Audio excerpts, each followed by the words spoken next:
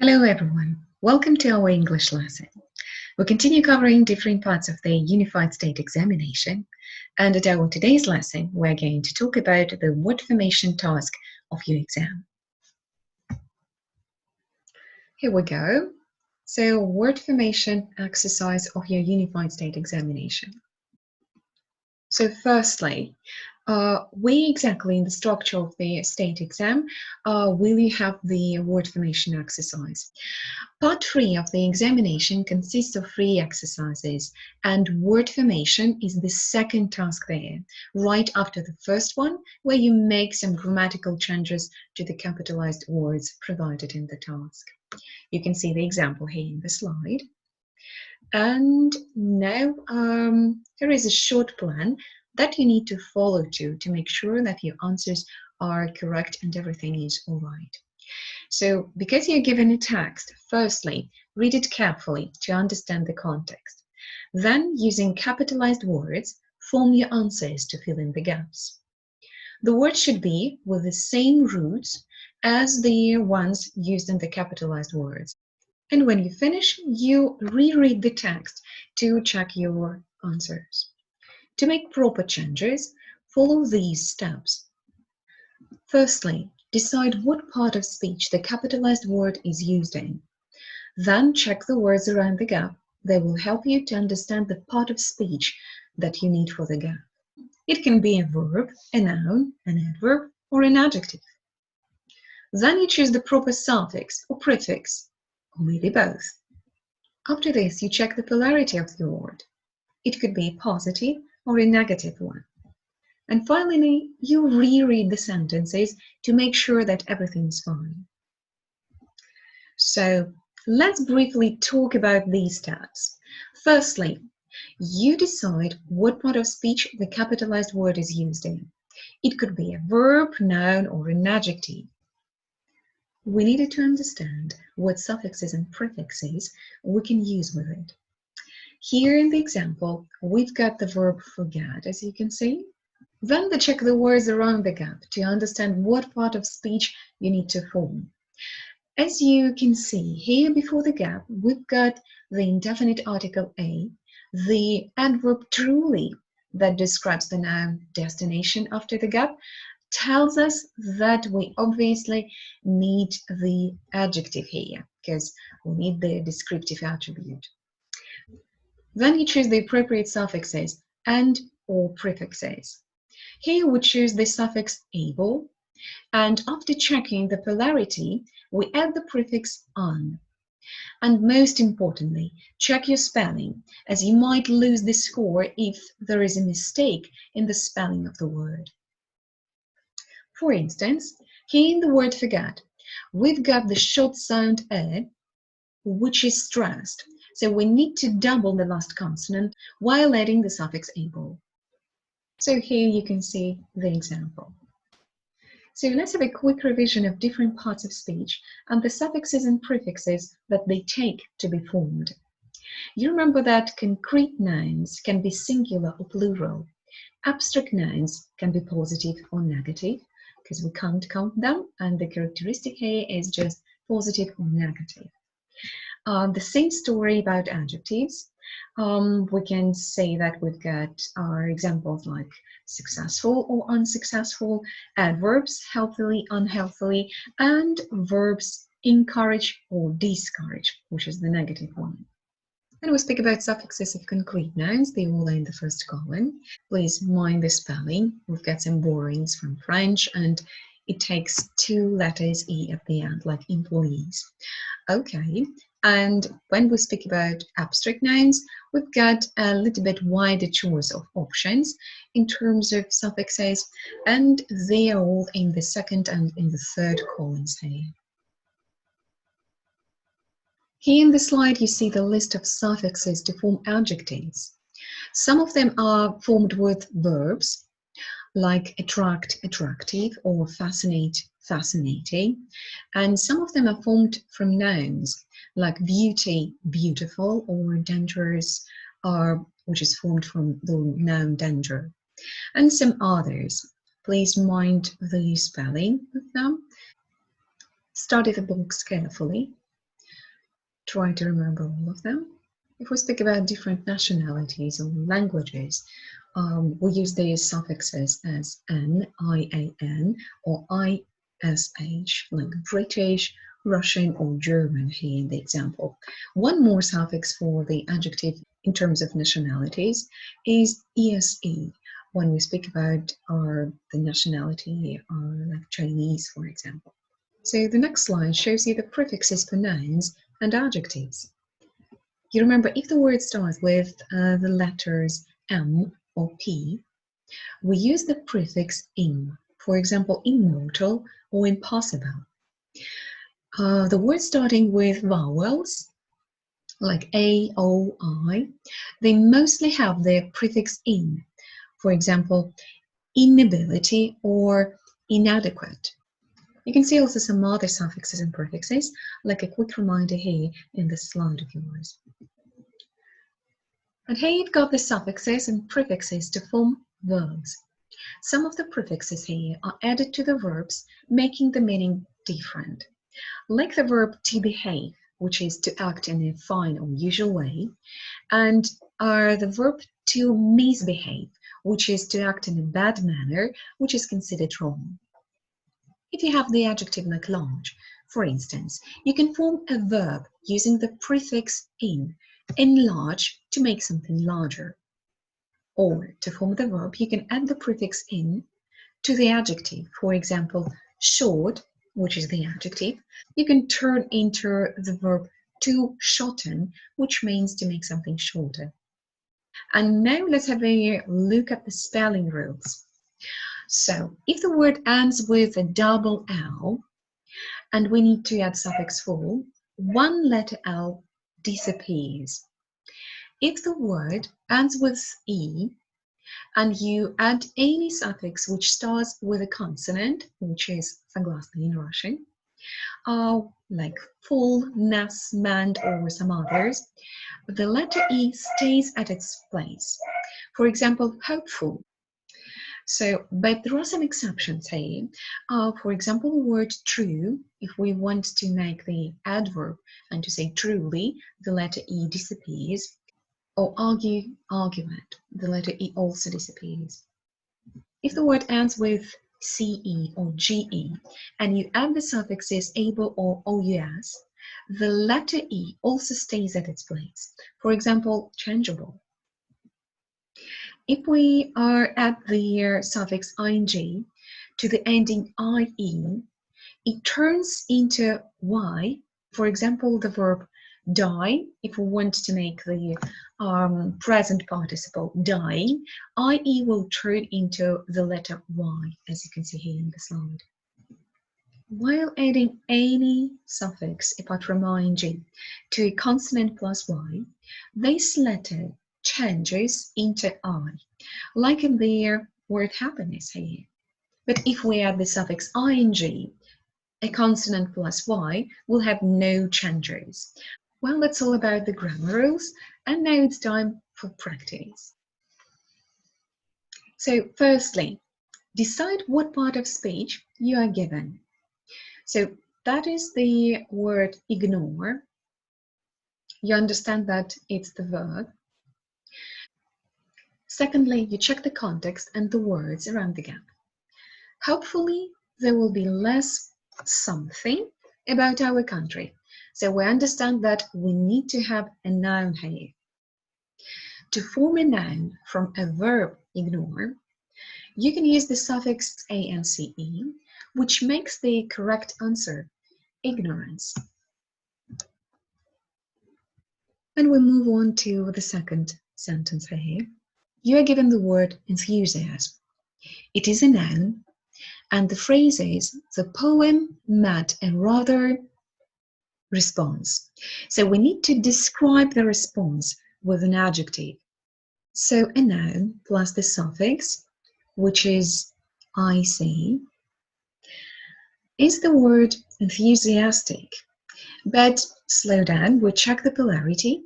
The critics didn't appreciate the poem. So the polarity, is it positive or negative? Obviously, it is the negative one.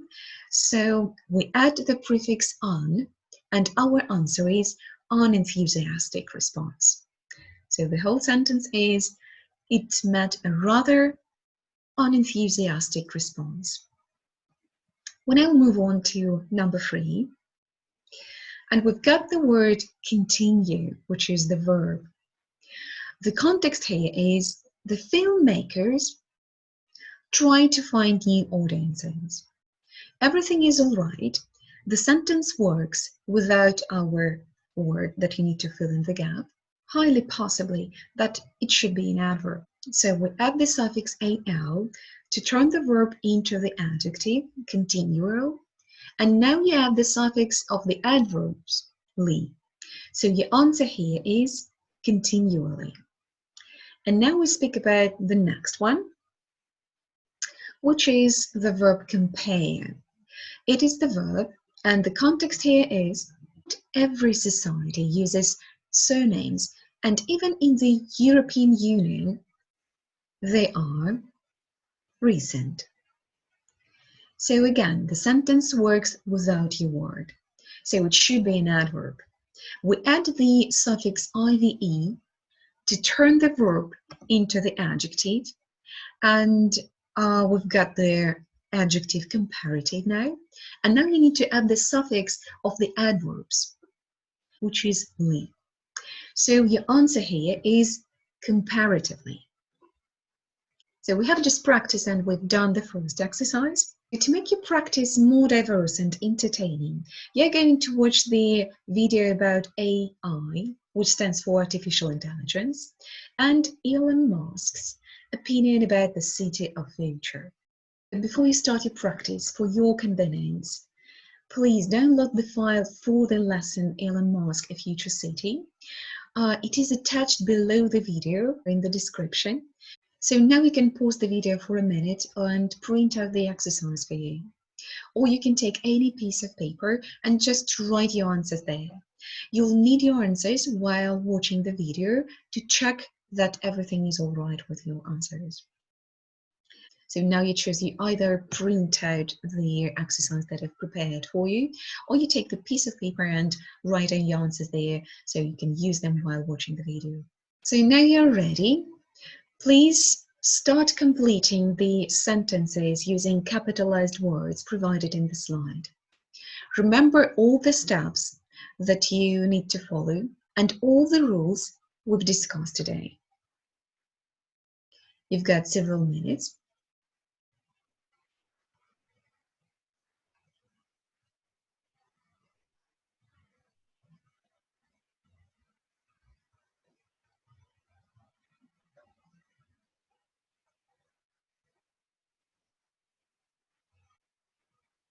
You remember that first of all, you consider the part of speech that the capitalized word is used in.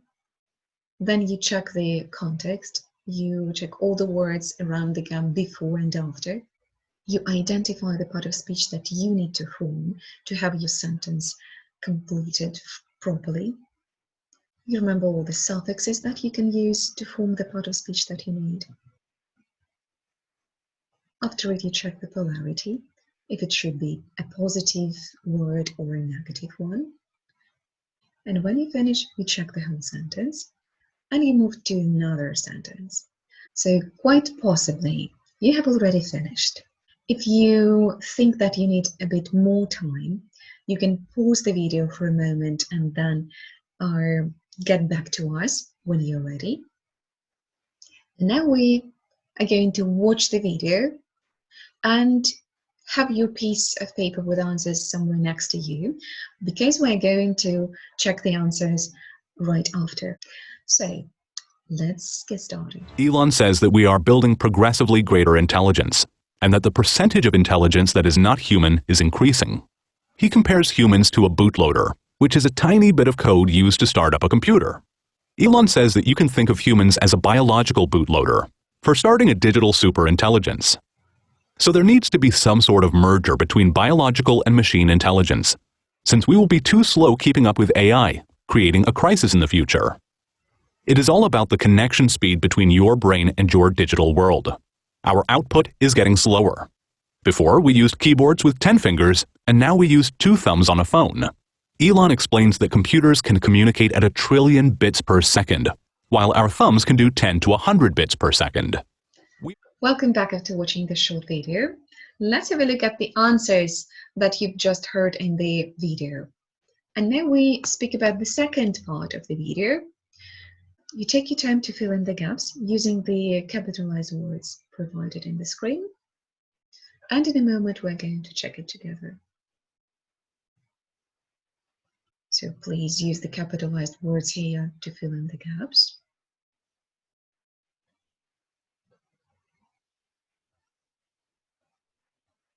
You remember that first of all, we consider the part of speech which is provided. Then you check the context, check all the words around the gap. Choose the part of speech that you need to form. Try to remember all the suffixes and prefixes that you can use to form the part of speech that you need. Then you check the polarity. It might be different.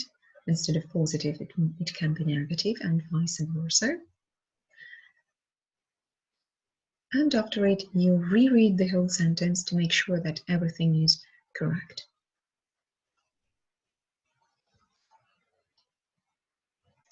I guess that you've already finished doing the task, and we can start checking it and watching the video. If you feel that you need a bit more time, please pause the video and get back to the video when you think that you're ready. So let's start watching the video. But Elon Musk is in a different world when it comes to connecting our brains to computers. He and a team are developing something called Neuralink. Threads and a chip will be implanted into the brain that will communicate to a wearable pod, allowing you to be linked with a computer. So far, a monkey has been able to control a computer with its brain, and Neuralink is petitioning the FDA to start trials with humans next year. In the future, it will enable anyone who wants to have superhuman powers of thinking and acquiring information. So that is what Elon Musk's city of the future looks like. So we're back after watching the second episode of the video about our artificial intelligence. And let's now check the answers of yours. Hopefully everything is clear and you've got no questions. If you've got, please ask me. So the first one is the verb differ, and we turn it into the adjective as we've got the article a here, a different world, because we need the descriptive attribute. Then the verb connect becomes connecting. So we turn the verb wear into the adjective wearable. It means that we can do that. We can wear the pod anywhere we need. And the continuation here, the verb compute becomes a computer. Then we've got the verb try, which is turned into the noun trials. So it takes the word able, which is the adjective, and adding the prefix en, we form the new word, which is enable, so to give their ability to do something to anyone.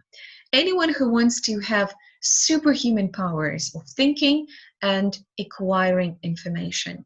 So human, and we've got again the prefix super, so that's superhuman, more than a usual human can. And then we've got the verb acquire, which is turned into the form with ing, and we've got thinking and acquiring information like a gerund form, which is used here in the function of a noun. So as you can see, the word formation exercise has some peculiarities that you need to have in mind while doing the task. So please don't forget the tips that we have discussed today. Remember all the steps that you need to follow. As a homework, I ask you to do 2 tasks. First, please read the information about our prefixes and suffixes in the file below. That is the grammar reference about all the prefixes and suffixes and spelling rules, anything which is connected to word formation task. So it's like the additional grammar reference for you, just to make sure that everything's clear. And the practice itself, you do the word formation exercises, which I attach below the video. Please do all the exercises in the file and send the tasks to your teacher's email by the 25th of April. If you've got any questions, please don't hesitate to ask. And hopefully you enjoyed the lesson and you find it useful for you. That's all for today, and please take a good care of yourselves and have a great day. See you later. Bye.